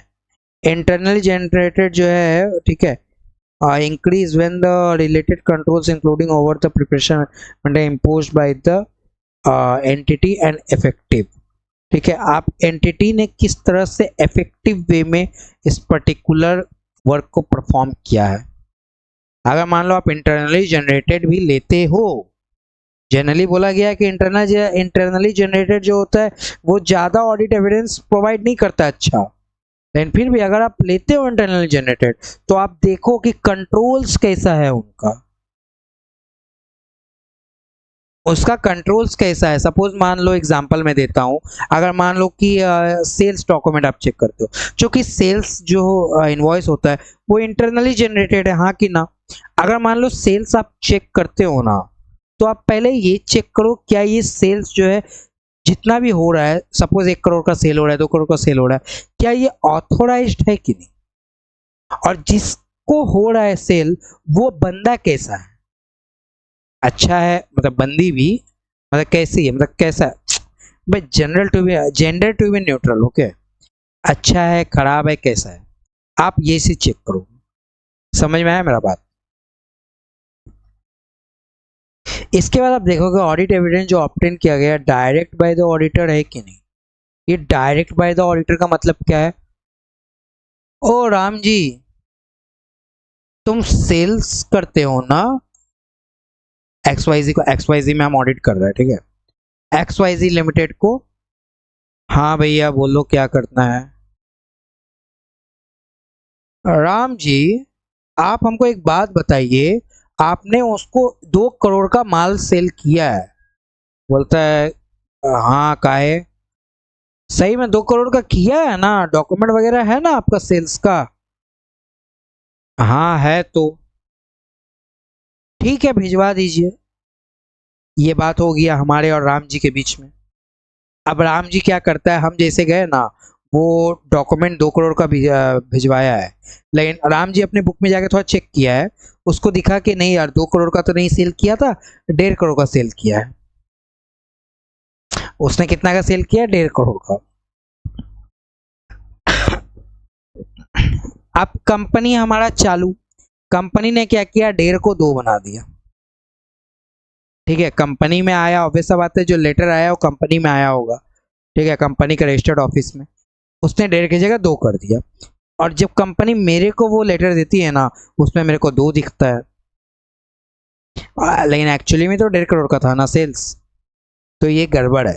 इसीलिए हम लोग जब रिटर्न कंफर्मेशन लेते हैं तो डायरेक्टली जो ऑडिटर है बोलती है कि आप ये वाला जो लेटर है ना, डायरेक्ट मेरे यहाँ पर भेजना,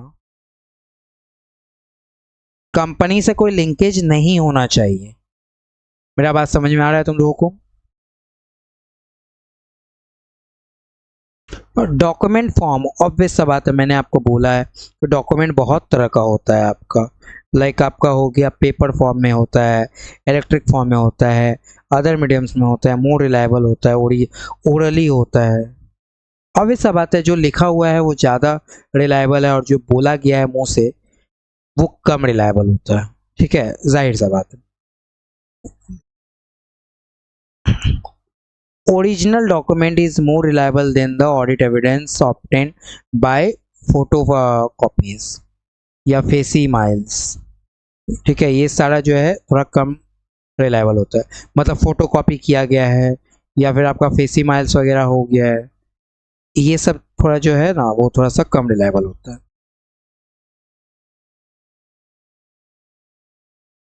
तो मैंने ये आपको 5 तरीका बताया। ठीक है, जो अगर मान लो ये 5 तरीका आप फुलफिल करते हो ना, तो आप बोल सकते हो कि नहीं यार आपका यहाँ पर रिलायबिलिटी है, आपके यहाँ पर रिलायबिलिटी है, आपका जो डॉक्यूमेंट है, आपने जो ऑडिट एविडेंस के लिए डॉक्यूमेंट लिया है, इट इज़ रिलायबल। इसके बाद मैं अगर आपको बताऊं तो एग्जाम्पल्स है कुछ रिलायबिलिटी का। क्या एग्जाम्पल्स है ये देखो। Information obtain from an independent source. Yes, जो भी आपको इंफॉर्मेशन मिलता है वो इंडिपेंडेंट सोर्स से मिलता है। ये may not be reliable if the source is not knowledgeable और मैनेजमेंट एक्सपर्ट्स में भी लैक ऑब्जेक्टिविटीज। अगर मान लो सोर्स जो है ना वो नॉलेजेबल नहीं है, सपोज मान लो आपने कोई पर्टिकुलर ऐसे एग्जांपल आपने पूछा है किसी से, ठीक है, कि भैया बताओ ना ये जो अकाउंट्स में आपने जो ये खर्चा बुक किया है, या सपोज मान लो आपने जो ये टीडीएस काटा है, ये टीडीएस आपने सिर्फ 5% क्यों काटा है? अभी तो 2% हो गया है, पहले 5% हुआ करता था। रूल चेंज हुआ है बजट में। तो बोलेगा आ, आ, आ, आ, आँख काटा होगा, देखते ही क्या करते, वो ऐसे करके बात कर रहा है, तो ये गलत बात है ना। भैया आप उसका हकला होने पर मजाक उड़ा रहे हैं? नहीं यार, हम उसका हकला होने पर मजाक नहीं उड़ा रहे, हम बता रहे कि you are not the competent. तुमको पता नहीं है, तुम बस फालतू में बोल दे रहे हो कि ये होगा ना, काटा होगा ना, होगा ना, बातचीत हुआ होगा ना। This is not the way to talk. आप एक कॉम्पिटेंट आदमी से पूछो ये पर्टिकुलर ट्रांजेक्शन्स के बारे में, तो वो आपको अच्छे से बता पाएगा। हाँ कि ना बताओ मेरे को? समझ में आ रहा है तुम लोगों को बात मेरा? हाँ कि ना बताओ ना।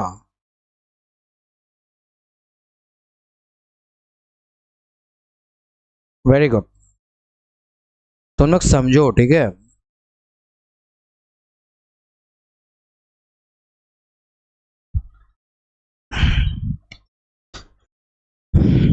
भैया कुछ फैक्टर्स भी है ना। अब देखो, ये वाला रिलायबिलिटी वाला बात खत्म हो गया, ठीक है। ये वाला जो पूरा था ना हम लोग का अप्रोप्रिएटनेस, वो हम लोगों ने पूरा पढ़ लिया है, ये हमारा कंप्लीट हो चुका है। ठीक है, ये हमारा पूरा कंप्लीट हो चुका है, अप्रोप्रिएटनेस। अब हम लोग क्या पढ़ेंगे, ये वाला सफिशिएंसी। सफिशिएंसी का मतलब अगर आप ध्यान से देखोगे तो बड़ा सिंपल सा बात बोलता है। सफिशिएंसी का मतलब क्वांटिटी होता है। क्वांटिटी आप कितना लोगे, आप मेरे को बताओ आपको क्वांटिटी कितना चाहिए। अगर आपको लग रहा है कि यार सब कुछ तो ठीक है, अगर आपको लग रहा है यार इंटरनल कंट्रोल्स भी ठीक है, बाकी सब भी ठीक है, तो आप वहां पर ज़्यादा चेकिंग करोगे कि कम चेकिंग करोगे? ऑफकोर्स सब बात है भैया, जब सब कुछ ठीक ही लग रहा है तो ज़्यादा चेकिंग नहीं करेंगे, कम चेकिंग करेंगे। भैया सावधान इंडिया, जहां पर सब कुछ ठीक लगता है ना, वहीं पर कुछ ना कुछ गड़बड़ होता है। हम लोग वहीं पर जाएंगे चेकिंग करने। अरे भाई वो सावधान इंडिया, ठीक है, ये सावधान ऑडिटर्स, ठीक है।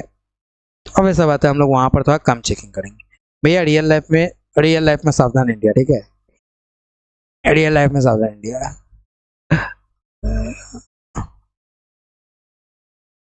भैया एक्चुअली में क्या होता है ना, आप जरा देखो, हम लोग मम्मी से ना झूठ बोलते हैं। कब झूठ बोलते हैं जानते हो?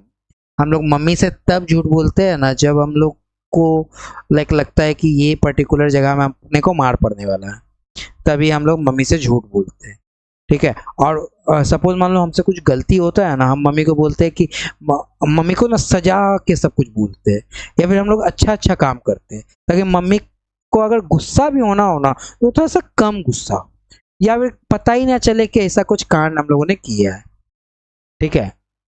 तो ऑडिटर लोग का भी तो यही होता होगा ना? हाँ भाई, ऑडिटर लोग का भी वही होता है। हाँ भाई, ऑडिटर लोग का भी वही होता है, ठीक है।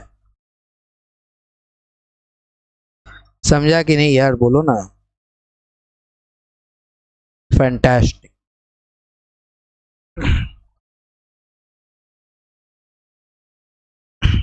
अब जरा देखो, फैक्टर, कुछ कुछ फैक्टर है, जैसे मान लो क्वांटिटी हम लोग लेते हैं ना, कुछ फैक्टर्स अफेक्ट करते हैं। फैक्टर्स अफेक्ट करते का मतलब क्या भैया, आप जरा समझो।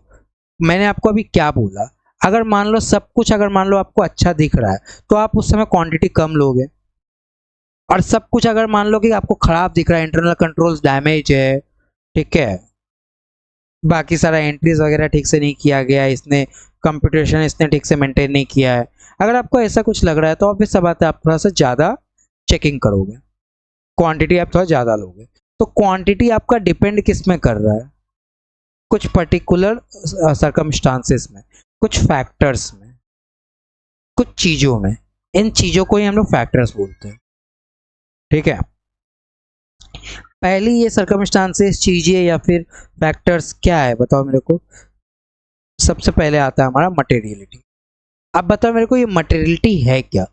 ऐसे 300, और ठीक है, देखते हैं हम लोग, ठीक है, ऐसे बोल के अभी कोई फायदा है नहीं। मटेरियलिटी हमारा एक चैप्टर है, वहां पर हम लोग पढ़ेंगे, ठीक है। जाहिर सा बता दूं, ऐसे 320 है, ठीक है। मटेरियलिटी हम लोग पढ़ेंगे।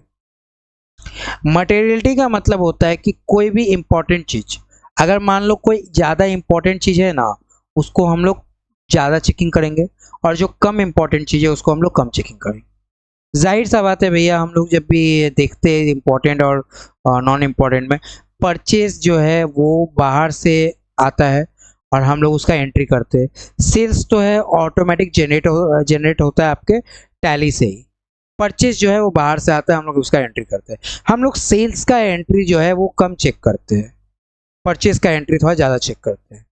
सेल्स में हम लोग थोड़ा, ठीक है, कम ध्यान देते हैं, परचेज में हम लोग थोड़ा सा ज़्यादा ध्यान देते हैं। जाहिर सा बात है, अगर मान लो कि हम लोग का कुछ डेप्रिसिएशन वगैरह का कैलकुलेशन है, उसको हम लोग थोड़ा देखते हैं कि ठीक से डेप्रिसिएशन चार्ज किया है कि नहीं, ठीक है। तो जो मटेरियल चीज जो है ना, उसमें हम जो लोग ज्यादा ध्यान देते हैं, यानी कि उसमें क्वांटिटी ज्यादा लगता है, एंड जो मटेरियल नहीं है उसमें क्वांटिटी कम लगता है। समझा कि नहीं?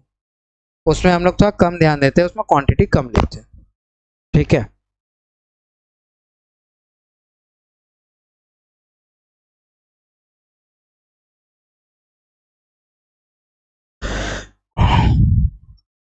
तो यहाँ पर भी सेम बात बोलता है, हम लोग लेस एविडेंस लेंगे जब वो लेस मटेरियल होगा, मोर मटेरियल जब होगा तो ज़्यादा एविडेंस लेंगे, बस खत्म। Risk of material miss statement इसका मतलब क्या हुआ, रोमम, risk of material miss statement.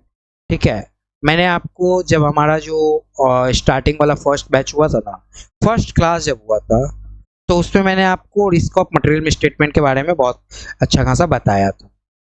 ठीक है, मैं फिर से एक बार समराइज करता हूँ, risk of material miss statement. ठीक है, यहाँ पर आपको लग रहा है कि नहीं यार, मटेरियली कुछ ना कुछ गलती तो है फाइनेंशियल स्टेटमेंट। याद रखना, मेरे शब्द पे फोकस करना, मैंने बोला मटेरियली कुछ ना कुछ गड़बड़ है, मटेरियली। ठीक है, अगर 2 रुपया 5 रुपया का गलती है तो हम उसको मटेरियल नहीं बोलते। ठीक है, जाहिर सा बात है, ये वाला भी मैं आपको पढ़ाऊंगा जब, तो वहां पर अच्छे से समझाऊंगा। लेकिन आपको अभी के लिए क्या समझना है, ये 2 तरह का होता है आपका। एक होता है आपका इनहेरेंट रिस्क, एक होता है आपका कंट्रोल रिस्क। ठीक है, इसका मैं बहुत डिटेल में आपको बताऊंगा जब हम लोग अपना चैप्टर पढ़ेंगे रिस्क के बारे में। ठीक है, याद रखना है मेरी एक बात को, जाहिर सा बात है, जहां पर मेरे को लगेगा कि ज़्यादा रिस्क हो सकता है वहां पर मैं ज़्यादा चेकिंग करूंगा, और जहां पर मेरे को लगेगा कम रिस्क हो सकता है वहां पर मैं क्या करूंगा, कम चेकिंग करूंगा। तो लोअर द रिस्क, ठीक है, less evidence, higher the risk, high evidence, size and, और ठीक है, कैरेक्टरिस्टिक्स। याद रखना, जहां पर मेरे को लगेगा ना कि एक जैसा बहुत सारा डॉक्यूमेंट्स है, एक जैसा बहुत सारा ट्रांजेक्शन है, ठीक है, से एग्जांपल खर्चे का बहुत सारा है, एक जैसा है, तो मैं अवॉइड करूंगा कि एक जैसे चीजों को ना लिया जाए, क्योंकि एक जैसा है तो ऑब्वियस सा बात है उसमें कुछ गड़बड़ी ज्यादातर मिलता नहीं है। हम लोग क्या करते हैं, हमेशा डिफरेंट डिफरेंट, हम लोग का टेस्ट भी हमेशा डिफरेंट डिफरेंट चेंज होता है। ठीक है, हाँ या ना, होता है ना, 5 लोग जब जाते हैं खाना खाने के लिए, तो आप लोग क्या करते हो, ओ भाई तू थोड़ा सा ये लियो, ओ भाई तू थोड़ा सा ये आइटम ले लियो, ओ भाई तू थोड़ा सा वो आइटम ले लियो। अपने लोग सब लोग मिल बांट के खाएंगे, पैसा भी वही लग रहा है, और अपने लोग को टेस्ट भी बराबर सबका मिल चुका है। तो यहाँ पर भी सेम बात बोल रहा है कि अगर मान लो होमोजीनियस आपका प्रोडक्ट है, आपका पॉपुलेशंस जो है वो होमोजीनियस है, तो आप क्या करोगे, लेस एविडेंस लोगे। और अगर आपका हेट्रोजीनियस है, यानी कि अलग अलग है, ठीक है, तो आप क्या लोगे, मोर एविडेंस लोगे। होमोजीनियस मतलब एक जैसा, हेट्रोजीनियस मतलब अलग अलग। होमोजीनियस मतलब एक जैसा, हेट्रोजीनियस मतलब अलग अलग। समझ में नहीं आया कि नहीं आया, बताओ मेरे को। भैया हम लोग बताएंगे भी तो आपको पता कैसे चलेगा, चल जाएगा बेटा, तुम बता के तो देखो। हमारा आज का लास्ट टॉपिक, ठीक है, इसके बाद हमारा जो ये ऐसे है वो अच्छे तरह से कवर हो जाएगा। लेकिन before going to the topic, ठीक है, मैं आपसे कुछ चीजें पूछना चाहूंगा।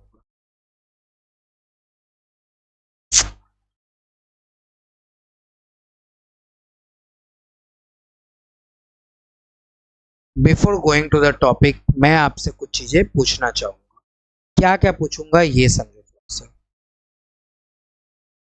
भैया, ऑडिट एविडेंस क्या होता है, यहाँ पर देखो, हम लोगों ने क्या क्या पढ़ा, हम लोग थोड़ा सा इसको कलेक्ट कर लेते हैं। भैया, हम लोगों ने पढ़ा ऑडिट एविडेंस के बारे में। सबसे पहले तो हम लोगों ने पढ़ा ऑडिट एविडेंस क्या होता है। ऑडिट एविडेंस एक टाइप का डॉक्यूमेंट है जो किसको चाहिए होता है, और वैसा बात है हमारे ऑडिटर भाई साहब को चाहिए होता है। ठीक है, ठीक है, किसको चाहिए होता है,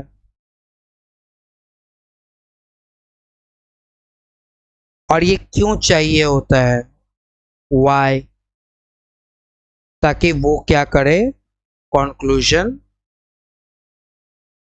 ड्रॉ कर पाए, वो क्या करे, कंक्लूजन ड्रॉ कर पाए। इसके बाद मैंने आपको बताया ऑडिट एविडेंस जो है वो कैसा होना चाहिए, sufficient and appropriate audit evidence होना चाहिए। सफिशिएंसी का मतलब क्या है, सफिशिएंसी का मतलब होता है आपका क्वांटिटी, एंड अप्रोप्रिएट का मतलब क्या होता है, क्वालिटी।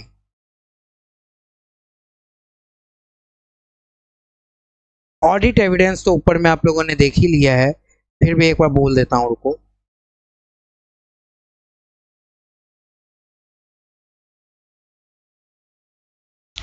ऑडिट एविडेंस जो है आपको कैसा होना चाहिए ये बताओ मेरे को। ऑडिट एविडेंस जो है वो कैसा होना चाहिए? आपका जो है अकाउंटिंग रिकॉर्ड्स जो है वो भी होगा तो चलेगा, और आपका कुछ अदर इंफॉर्मेशन है वो भी चल जाएगा। अकाउंटिंग रिकॉर्ड्स में आपको क्या क्या चाहिए? आपको जर्नल एंट्रीज चाहिए, जो रिकॉर्डेड है वो भी, और जो रिकॉर्डेड नहीं है वो भी।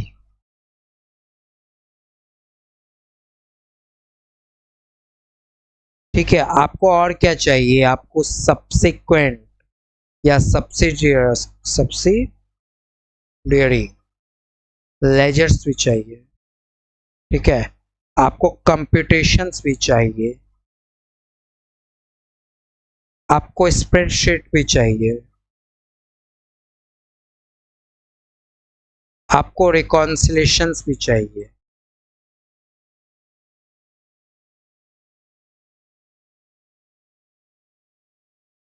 ठीक है, और भी बहुत सारा चीज था, मेरे दिमाग में अभी इतना आ रहा है तो मैं आपको बता रहा हूँ।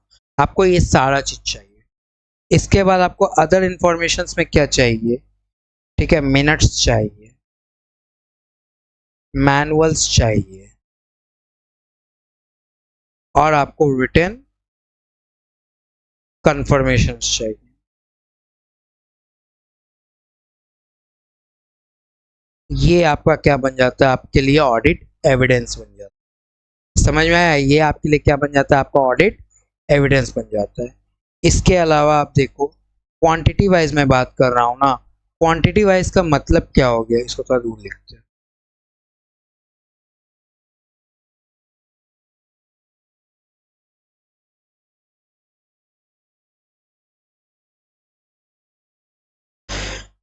अगर मैं क्वांटिटी वाइज बात करूं या क्वालिटी वाइज बात करूं तो जरा समझो। क्वांटिटी वाइज बात करूं तो कुछ फैक्टर्स मैंने आपको बताया। फैक्टर्स क्या क्या था बताओ मेरे को।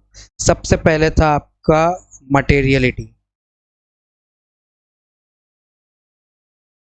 जितना ज़्यादा मटेरियल होगा उतना ज़्यादा ऑडिट एविडेंस चाहिए होगा। सेकंड में मैंने आपको क्या बताया? आपको बताया आपको risk of material miss statement. जितना ज़्यादा रिस्क होगा उतना ज़्यादा मेरे को ऑडिट एविडेंस क्या होगा, चाहिए होगा। और जितना कम रिस्क है ऑब्वियस बात है उसमें उतना कम ऑडिट एविडेंस चाहिए। ठीक है,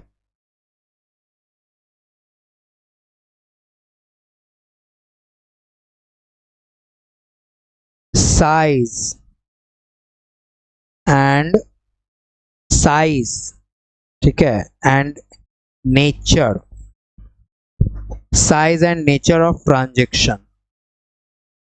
एंटिटी का size and nature of transaction कैसा है? अगर मान लो होमोजीनियस है, अगर मान लो होमोजीनियस है, ठीक है, तो मेरे को अगर होमोजीनियस ज़्यादा अगर है तो हमको ऑडिट एविडेंस जो है ऑब्वियस बात है कम चाहिए। एक जैसा ऑडिट एविडेंस देखो हम क्या करेगा? अगर मान लो हेट्रोजीनियस है, हेट्रोजेनियस है, तो हम क्या करेंगे? ऑडिट एविडेंस ऑब्वियस बात है ज़्यादा लेंगे, क्योंकि हम लोग को अलग अलग ऑडिट एविडेंस चाहिए। एक ही जैसा दस्ट होगा ये नहीं चलेगा। समझ में आया मेरा बात? नहीं समझ में आया?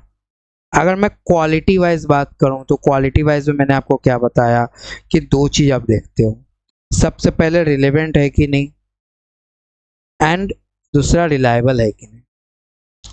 अगर मैं रिलेवेंट की बात करूं तो आप बोलोगे कि there must be some logical connection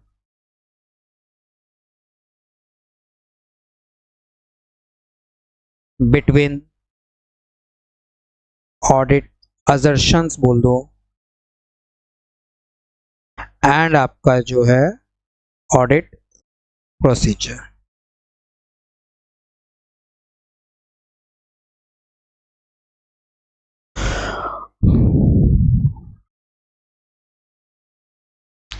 ठीक है, there must be some logical connection. लेकिन वही दूसरी तरफ जब मैं आपको बात करता हूं,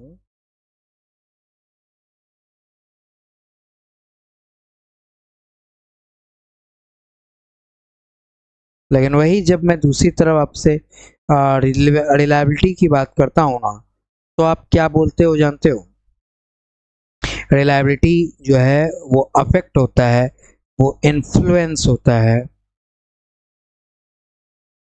bye source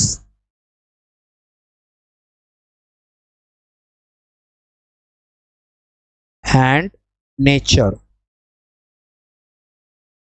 of audit evidence of also बात है।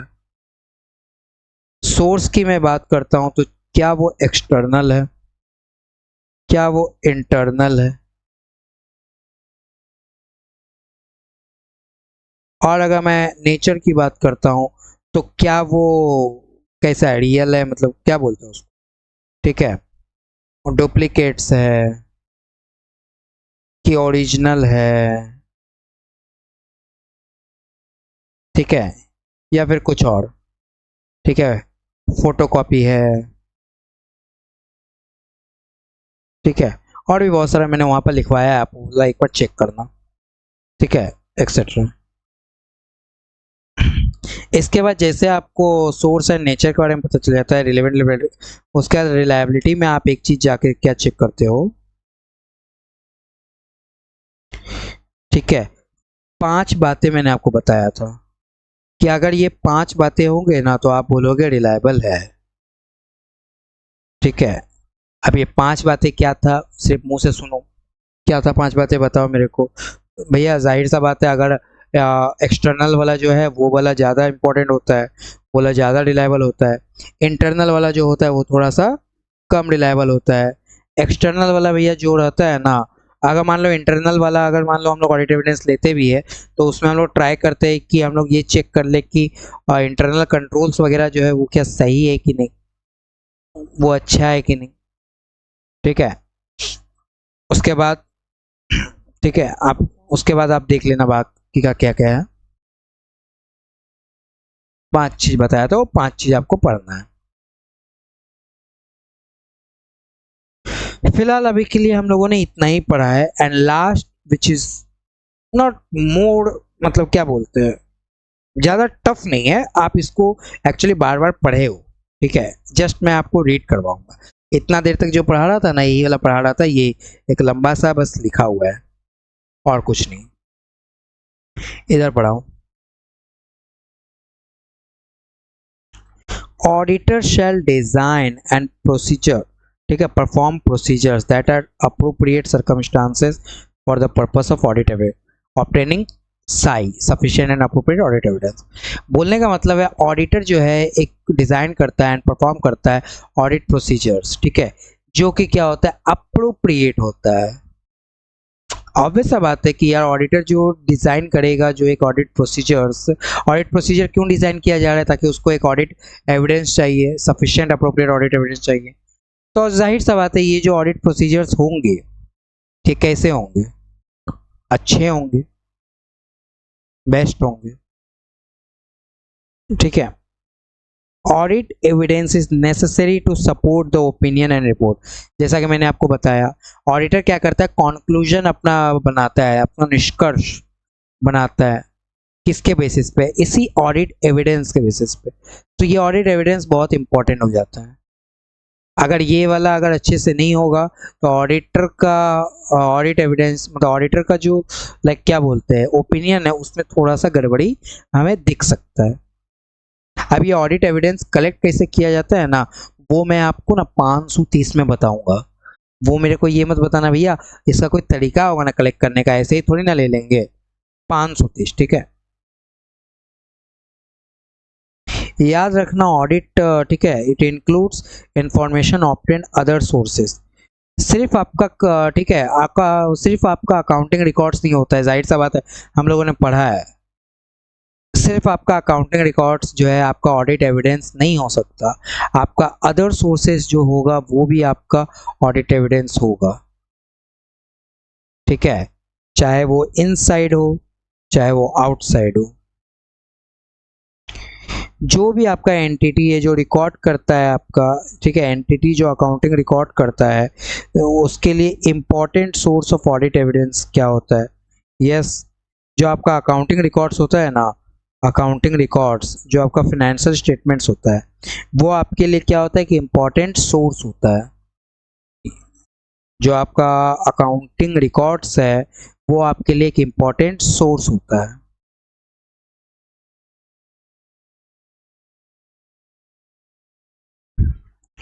ठीक है,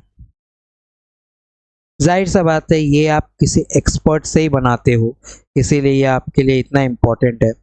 ऑडिट एविडेंस जो है comprises both information support and collaborate, ठीक है, collaborate management assertion and any information such assertion in addition. ठीक है, इन एडिशन क्या बोलता है? In some case the absence of information, ठीक है, the absence of information is used by the auditor and therefore also constitute audit evidence।